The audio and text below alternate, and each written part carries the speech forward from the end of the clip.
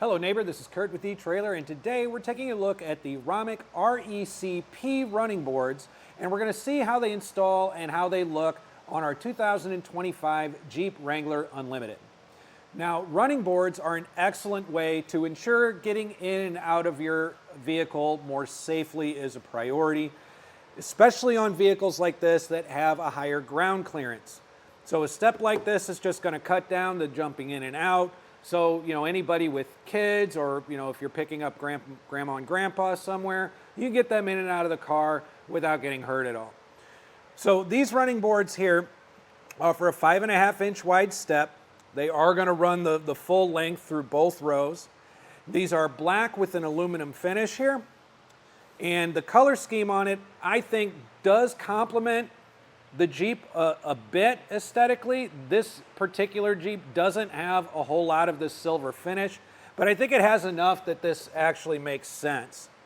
So the running boards themselves are made of aluminum. The brackets are powder coated steel, so these are going to do an excellent job resisting corrosion and any kind of rust or anything like that too. The top of it here has this lip that runs right underneath where the doors are, and it's got a little bit of a slight slope to it. And that's just going to ensure any kind of liquids or debris runs off the board out here. And we also have these kind of raised rectangular shapes. That's just going to help with a little bit of grip. But let's take a look at how these fit and how this improves the safety of getting in and out of our Jeep Wrangler Unlimited. So without the running board here, our first step is going to come out to almost 26 inches, so just over 2 feet. You've got to be able to step up to get in and out of here. With the running boards on, we're going to cut that step down to about 18.5 inches.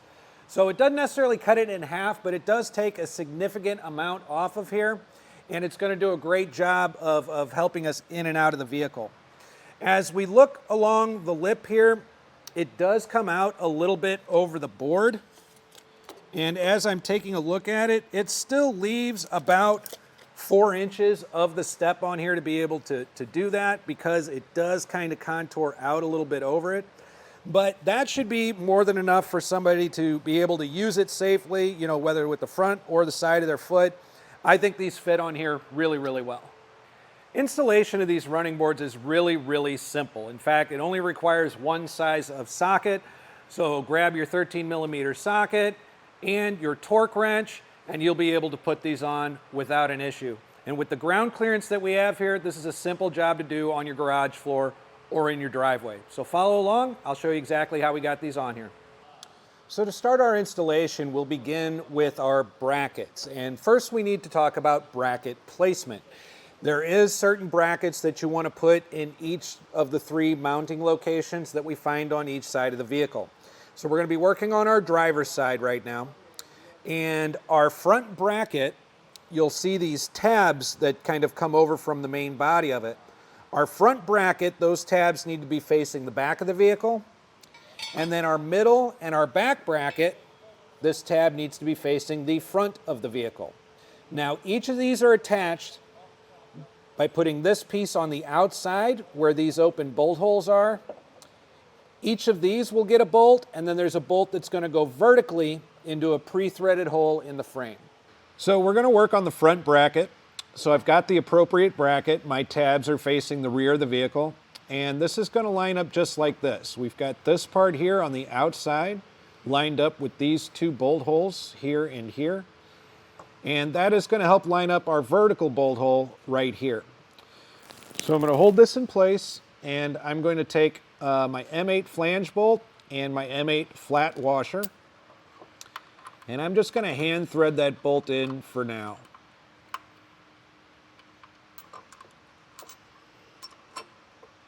And once I've got that in place, I'm not tightening it down completely. I just want to keep it up and in the air. And at this point, I'm going to grab another one of my M8 flange bolts along with the M8 flange nut. We're going to feed this right through the front, just like so. And I'm just going to hand tighten this down a little bit too. Again, I'm not trying to tighten these down completely. I want to keep them somewhat maneuverable until I get the actual running board on the brackets and I can make any adjustments that I need from there. And finally, we're going to do the same thing as we did with this bolt through this hole right here. So with our brackets in place, we're going to turn our attention to the board.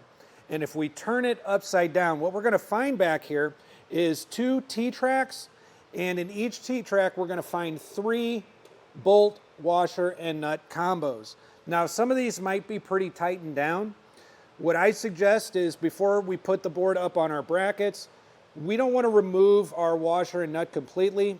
We just want to loosen it up, as much as we can, because the idea is we're going to line these up with our brackets and then slide them in like that before tightening them down.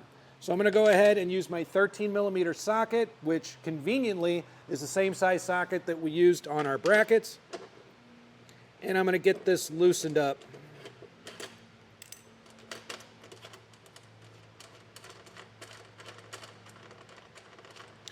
And once I get this into a good place, I'm going to kind of line my board up the way that I want it. Now, these are going to move, but I at least want to get them in the neighborhood of where they're going to go.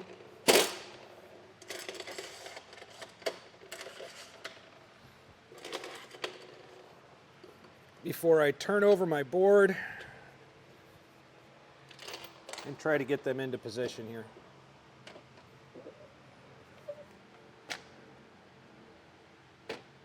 Now, once I've got all those bolts lined up in the brackets, I'm not going to tighten it down quite yet. The cool thing about Romik running boards is you do get a little bit of freedom in placement.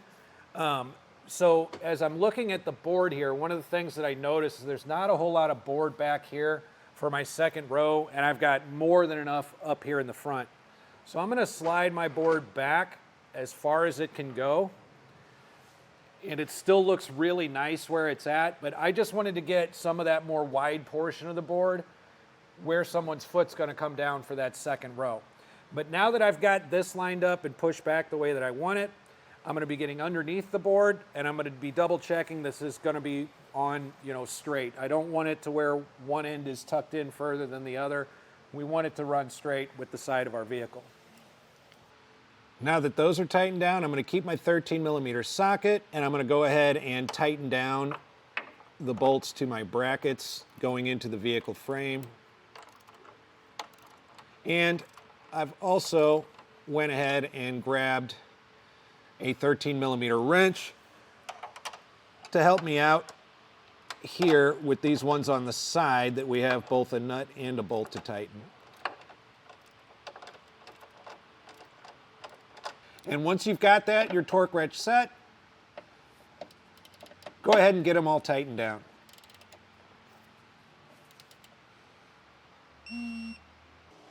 So with an easy installation like that and the style of these running boards, I think these would be a great choice for you and your Jeep Wrangler Unlimited.